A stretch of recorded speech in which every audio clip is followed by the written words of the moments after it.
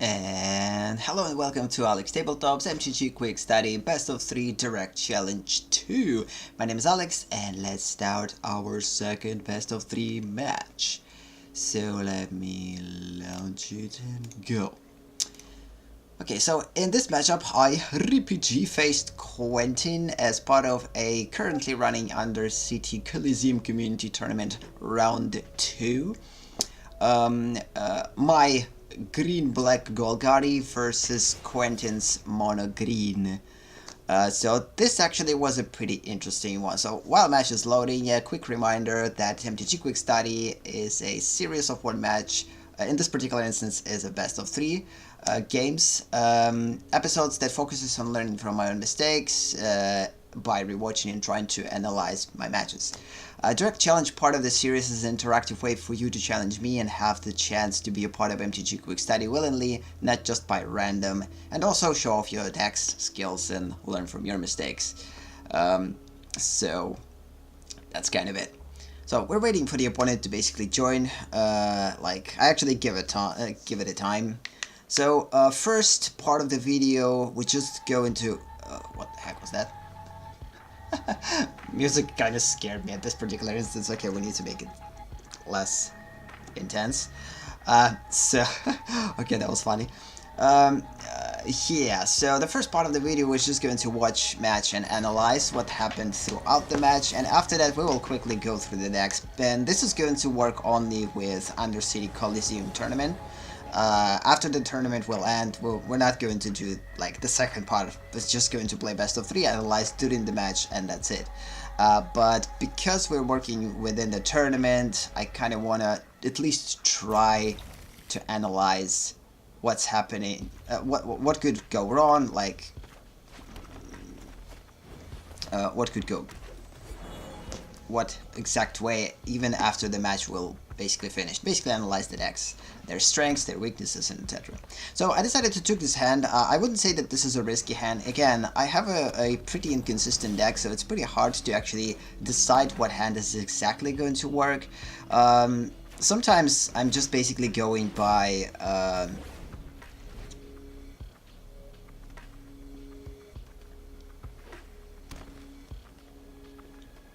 and I'm stuck.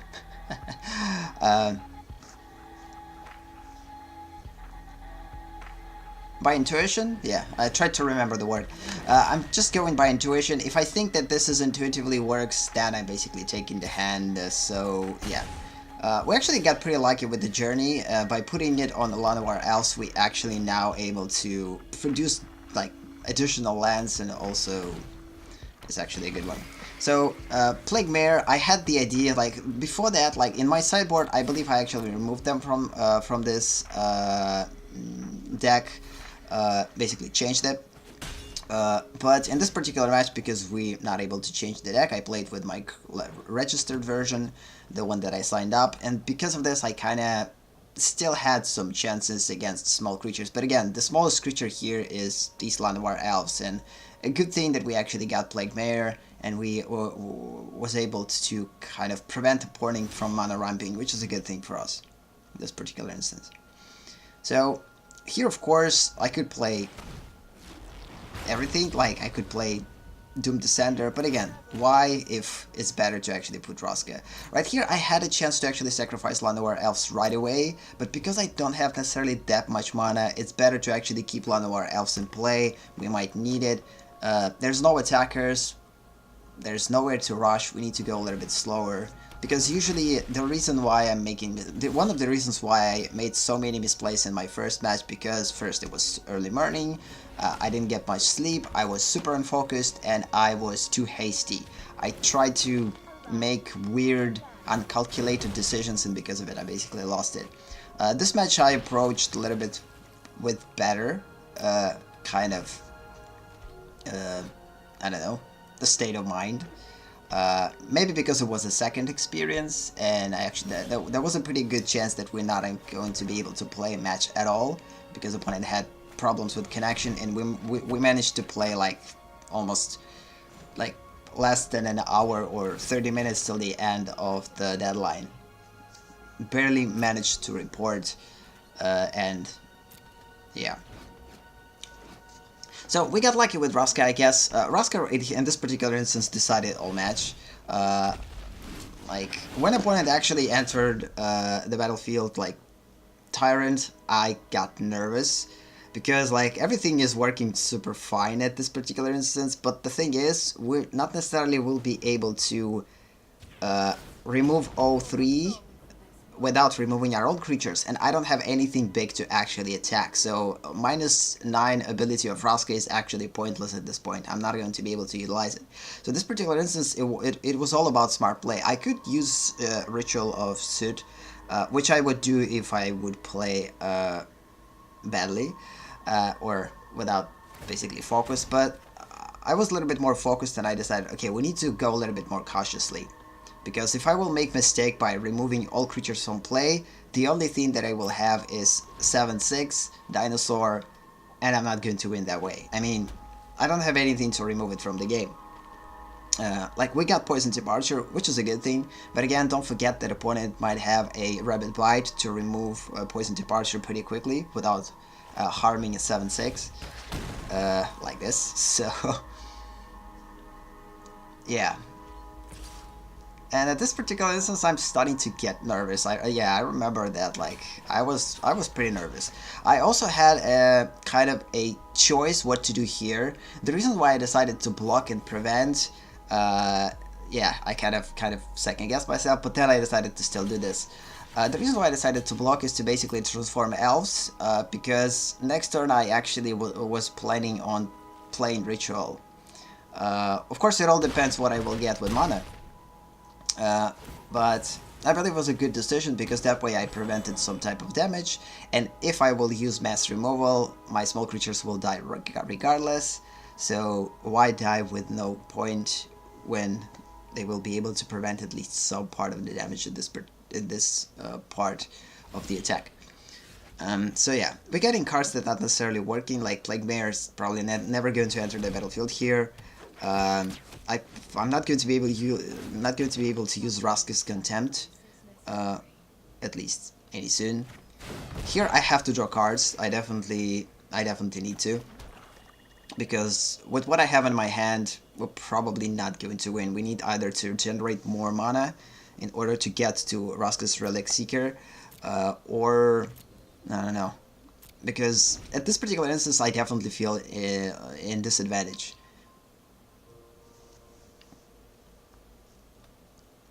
Because the only way for us to win is just to attack opponent.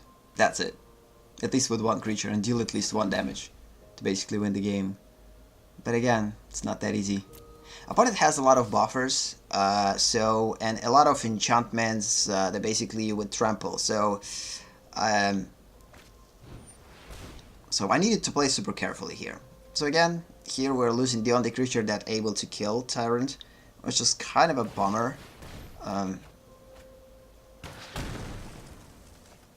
It was probably unnecessary for me to tap that one and draw cards without blocking. I could actually prevent 1 damage. So right here we got lucky with the land, and I don't know how exactly, but I actually made the only possible play to actually win the game right now during this turn. If I remember properly, it's better to play Raska Relic Seeker, go with -3, kill all 3. We'll see. Yeah, with -3 here, kill another one, and just attack with an elf, and that's it. So it was the only kind of a choice that I saw, like how we could actually end the game right now. And I did exactly that. So basically I got lucky with lands, like truly. And the fact that I saved this elf and didn't block Tyrant with it, but actually tap it and draw additional card. No, man. Don't play. Oh, come on. Okay. That was kind of a role play, I guess. I actually thought that I killed opponent with Raska Relic Seeker. Okay. So I actually had a chance to kill opponent.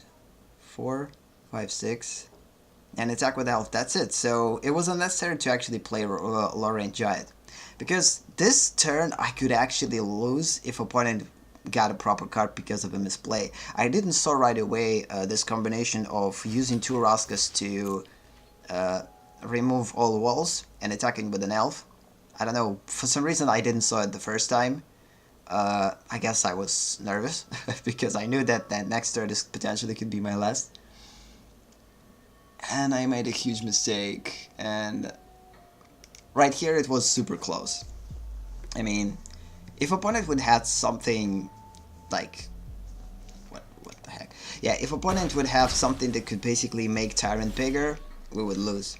And there's a lot of cards that opponent has like it, so... And of course here I'm just playing Raska. I'm going with -3, which I could do previous turn. Destroying Wild Wines, and yeah. So basically I get, like, unwillingly I gave opponent a chance to win this game. And I got lucky that I actually won this one. But again, I had to win it the turn earlier. That was quite cool. So yeah, that was the first game. So then we basically went to decide with like who's going to go first. Opponent decided to go first. So at this particular moment, I guess we're chatting.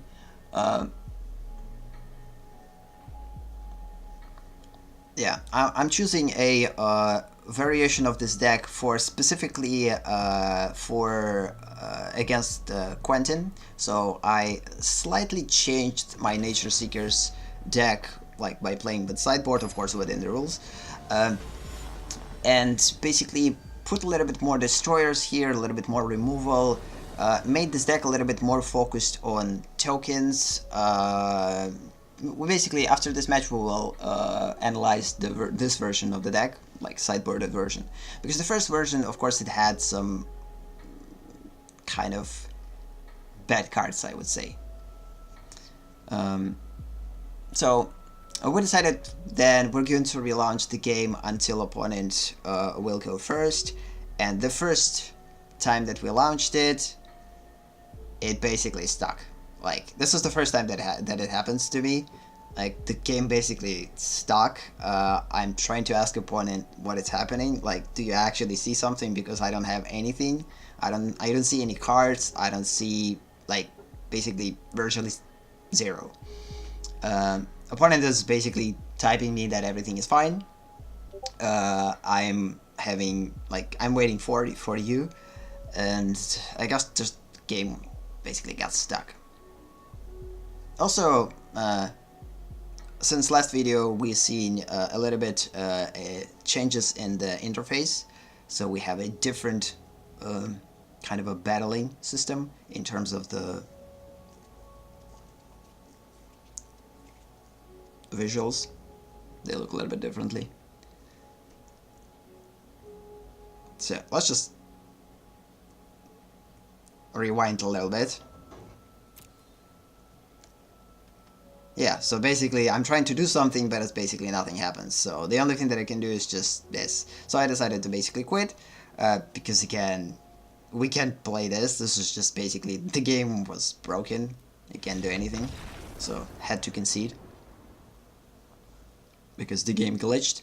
And then we basically got to another reconnection. Yep, with the same deck, Nature Seekers, against green, against mono green. And for some reason, it still was a glitch, because opponent right here is looking like Liliana, but in reality opponent is Jaya. So I don't know, it was pretty glitchy. Like, visuals are definitely glitched a bit. So yeah, it was kind of questionable to actually take this hand. I thought long and hard before taking it. I decided to take it only because we had status, because, like, this is the only reason why I took it. Because we hate status and statue. And I kind of thought that along the way, Saproling's migration will actually help me, because one of the strategies of this deck are tokens. And what I did with this deck is basically make this deck specifically look as token deck.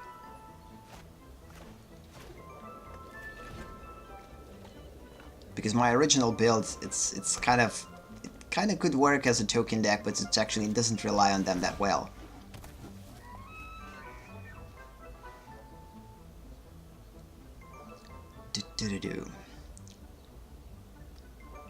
So yeah, we didn't had a pretty good start with this, with the second game. So yeah, I won the first one. This was, by the way, my first win of the tournament. The first 2 games, I basically got destroyed by EZs, by Drakes. Again, my deck is not good against Drakes at all. So we got lucky with the Fountain of Renewal. I specifically put Fountain of Renewal from my sideboard. Ideally, I don't have it in the actual deck, but sideboard actually has it. And the decision to put Fountain of Renewal here is basically was made just because I needed something to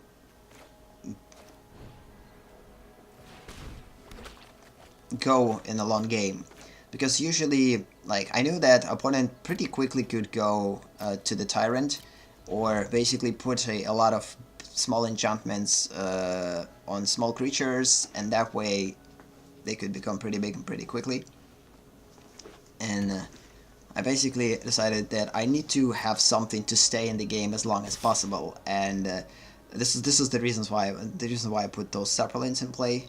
I don't know why opponent is actually attacking with Llanowar Elves. Maybe opponent had some type of a buff and actually wanted to make Llanowar Elves stronger. This is the only explanation that I have here.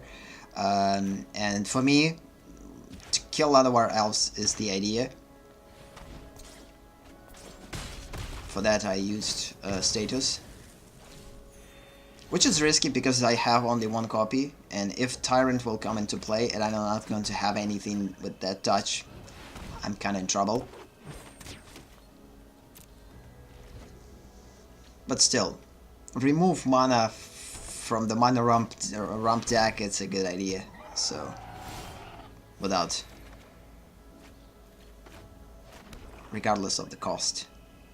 So here, of course, I could play Saproline Migration with just 2, but I have 6 land in my hand, so I decided to proceed to the next turn to play Saproline Migration with the kicker. And usually my deck is passive. I mean, I rarely attacking. You saw in the first game, I played pretty passively. This is going to be the most passive game ever, probably. I mean, it's going to be a little bit longer than the first one. Because again, I'm not going to be able to attack. The main strategy for this deck is to defend myself as long as possible, and during this defense, make sure that opponent's life will slowly become slower and smaller and smaller, or lesser probably.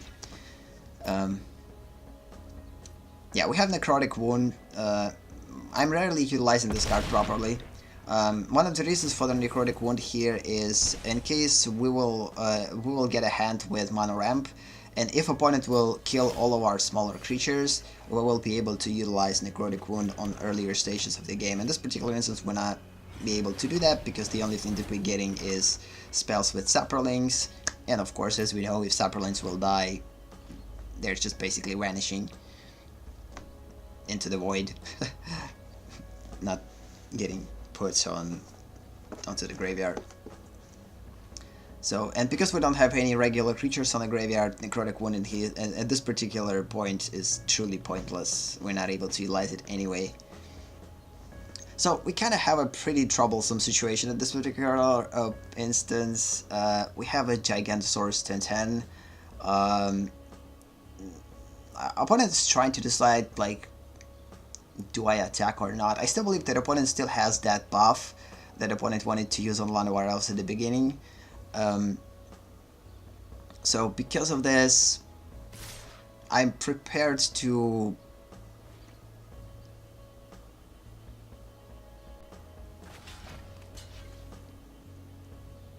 I knew what opponent, like, again, one of the reasons why I decided not to block Druid of the Cowl is because I knew that opponent had buff to kill my Poison Tip Archer, and I don't want to, I'd rather just lose 1 life than lose potentially my Poison Tip Archer, because at this point, Poison Tip Archer is the only Joker that I have, and by Joker I mean the super awesome card that basically plays, or should I say the only big card that I have. Skibbity-boom. Again, match is progressing, it's relatively slow, which is fine. Usually faster matches, I'm not, like right here I actually made quite a misplay. I mean, I wanted to keep green mana to utilize Assassin's Trophy next turn, but I forgot that I only have one green, and I kind of started to super nervous. I still will be able to block opponent, but again, what I'm scared of is the fact that opponent has a lot of cards with trample. Like a lot of cards that basically could give you a trample. Not a lot, there's actually one big one that I'm afraid of, Prodigious Growth, if I'm naming it properly. That basically gives +7/+7 to a creature. If opponent will put this one on the dinosaur, we're basically done. I'm not going to be able to do anything. And if opponent will get a proper combination, what opponent needs right now is Rabid Bite to kill Poison Tip Archer. Once Poison Tip Archer is removed from the game, we're basically done. There's just no way of winning here. So here, I probably will block with 2 Saprolins, if I remember properly. Let's see.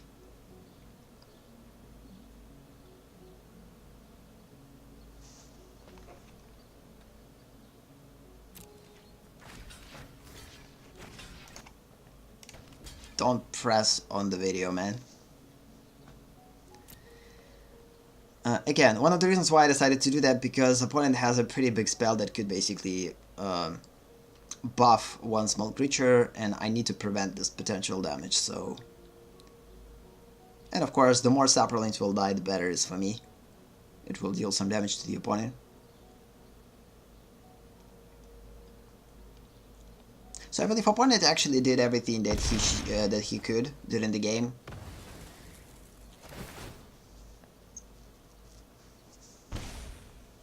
So is I. Made quite a misplays, couple of misplays. Hopefully it will not result in me losing. So we got Journey of Eternity, which is awesome. Of course, I'm deciding to put it on a Poison Tip Archer because I definitely believe that opponent is targeting Poison Tip Archer as the only problem, as one of the only problems that opponent has. So, and that way, I'm making sure that Poison Tip Archer will block twice, and regardless of what opponent will attack with next turn, I will be able to kill either Gigantosaurus or Druid of the Kyle if opponent will decide to put a buff on it. So, Poison Tip Archer will do that because of the Death Touch, which is cool.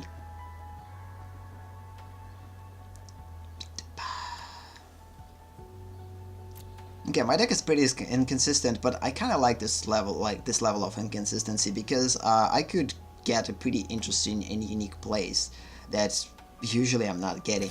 So, like, every game is not the same. For me personally, this is one of the values that I'm seeking Magic. And yes, I know that consistency is one of the things that makes a winner, especially in tournaments, but personally, for me, consistency is boring. But of course I understand that deck has to at least have certain amount of strategies. It's better if deck has not too many strategies, because too many strategies will make decks so inconsistent that you're going to lose every match. So you still have to kind of balance this thing. I decided not to use Assassin's Trophy because I still believe that opponent will put a big removal onto the dinosaur, or enchantment. Aura. And again, with this deck that I played against, Quentin could kill me with just one turn. I already played against these type of mono greens. They're pretty surprisingly good, if you will actually play them right. The only thing that an opponent needs to do is just basically remove the threat, attack. Put a lot of buffs, permanent buffs, by that I mean enchantments, auras, on either small or big creatures, make them bigger, and win the game. with one creature. So, of course we got lucky with that. Even if we didn't, I would still use Assassin's Trophy for that. But again, Assassin's Trophy is instant. Walk the Plank is sorcery. I had to use it on my turn. And when I thought that everything is fine, the problem for me here, I still don't have any attackers. So we got lucky here with Tendershoot Dryad.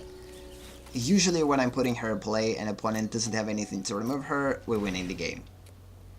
But again, the problem with Tendershoot Dryad, she's pretty unreliable on an early stages of the game, and she's not reliable at all on the later stages of the game. If opponent plays a removal deck. Hopefully the opponent is not going to get anything to remove her. And the other thing that opponent needs, by the way, is to just put a aura that basically will give one of our elves or Wall of Vines strength, and then use Rabid Bite to kill Tendershoot Dryad. So she's actually will be able to go from play pretty quickly, if opponent will get proper cards. But I guess opponent doesn't get luck on his side here. And now slowly we're starting to kind of dominate. I could play Lauren Giant, but I decided not to play it yet. I kind of don't want to reveal a big card yet. So yeah, this is the thing that I was afraid of the whole game. And for that specifically, I prepared Assassin's Trophy.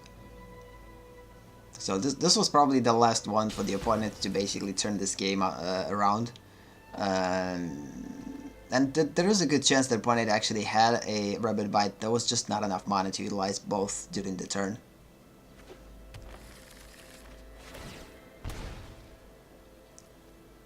And here it all comes down to Tendershoot Dryad and Saprolinks.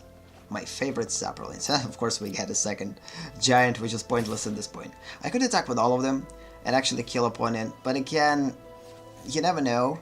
So I decided to actually keep a couple of creatures intact, especially Tendershoot Dryad and Poison Tip Archer, in case opponent will do some crazy stuff that I'm not aware of or whatever.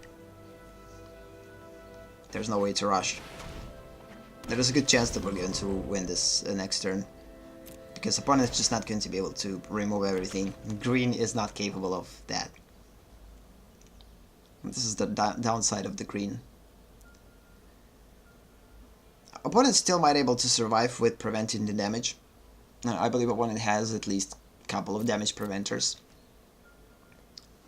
And maybe opponent had, just decided not to use it. So yeah.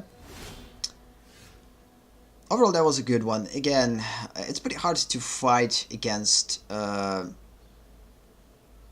Dryad, truly. And again, opponent did everything that he could. I actually thought that opponent will prevent damage here. Because of this I decided not to attack with everyone. Just 2 is more than enough. We're not going to see it at Settle the Wreckage here, but still. Why crush opponent when we could gently kill him? So, yeah. Overall that was pretty cool. So, I guess this is it for this specific match. Oh, okay. That was the wrong one. So, yeah. So, let's just now open... no, this is not it. Open the thing with the deck and quickly analyze things.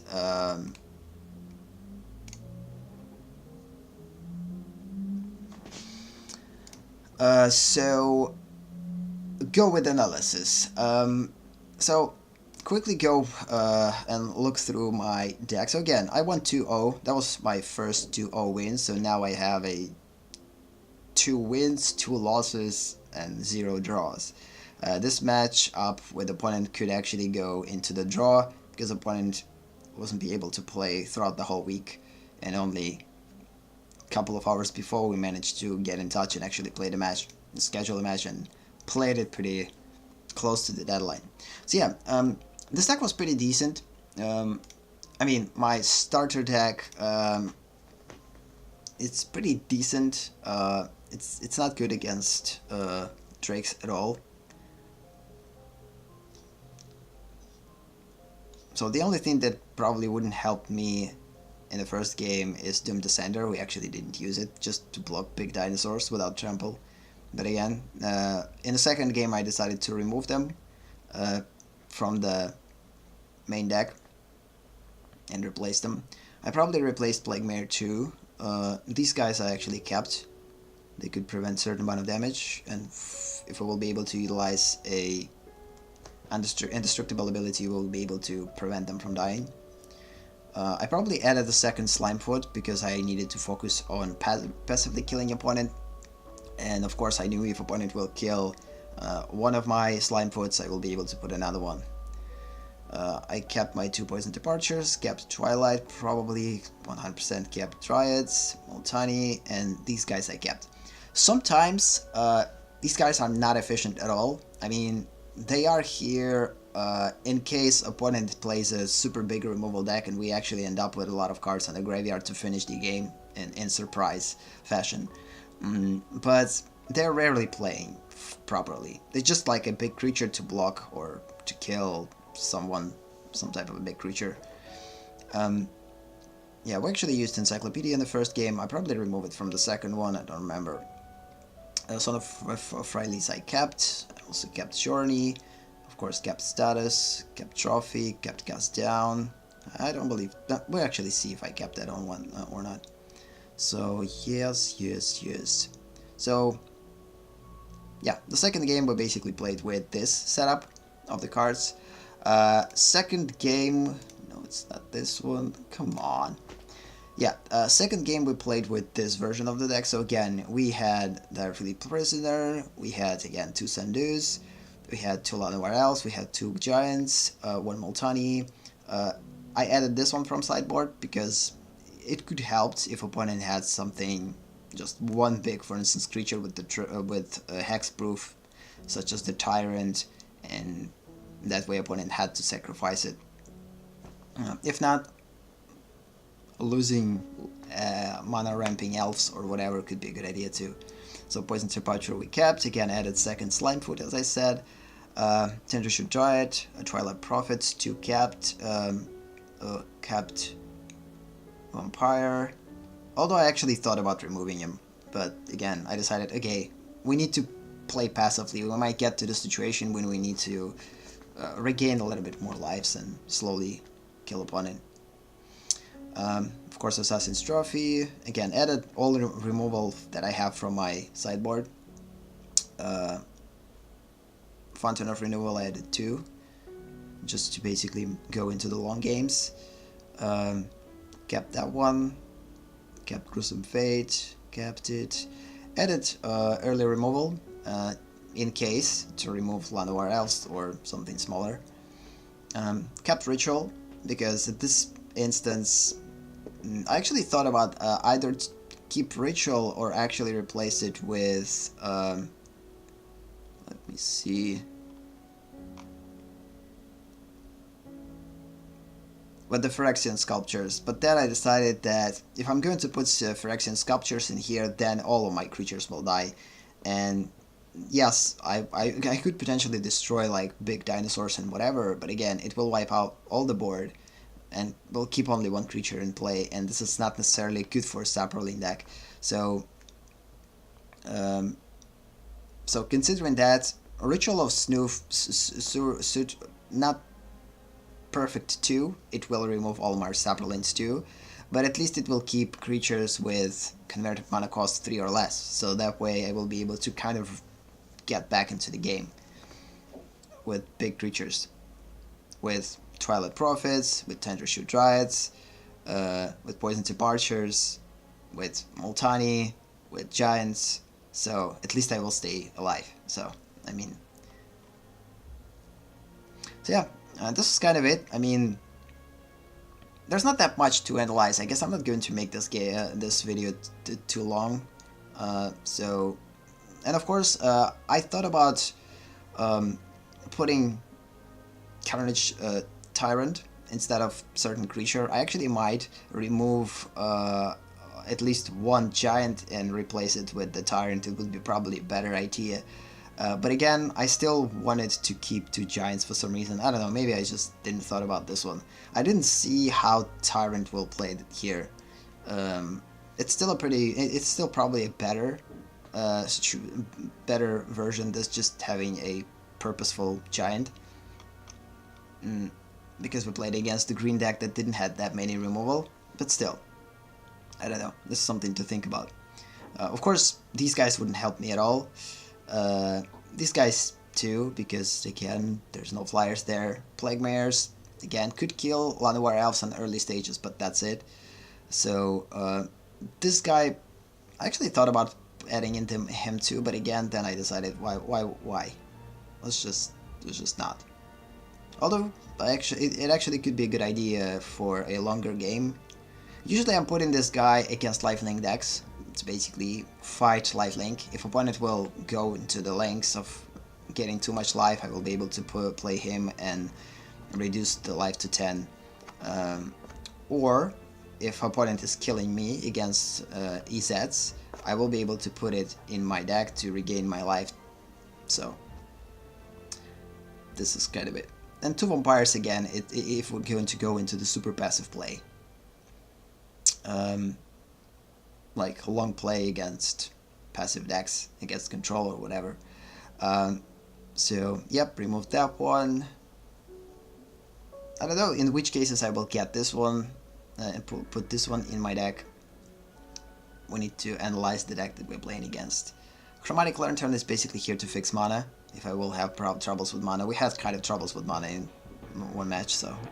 Phyrexian Sculptures, if we're going to have too many creatures that we're not going to be able to remove.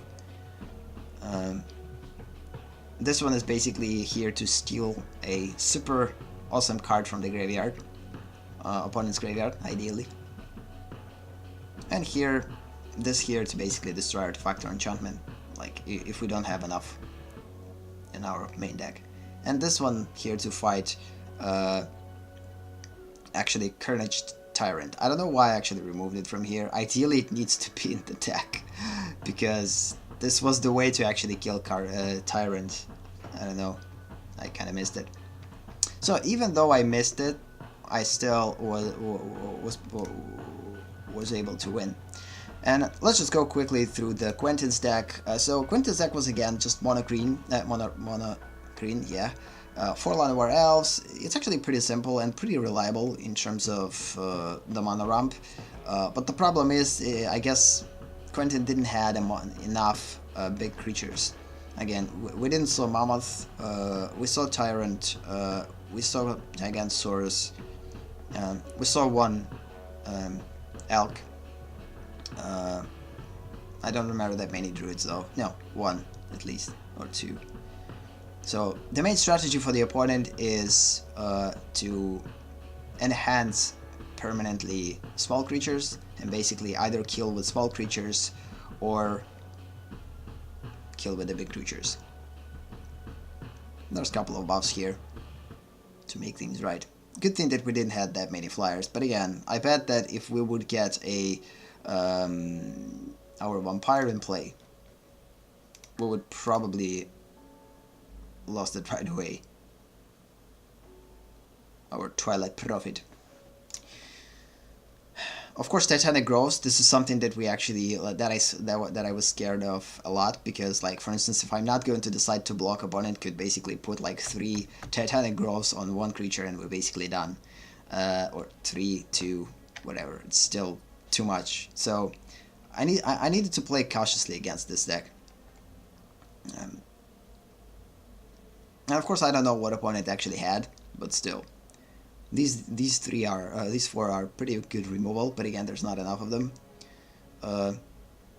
This one is kind of interesting in the sideboard. Again, damage preventers that I thought opponent might have. These guys that could make early game a little bit better. Sideboard actually has a couple of awesome cards that might make this deck a little bit more.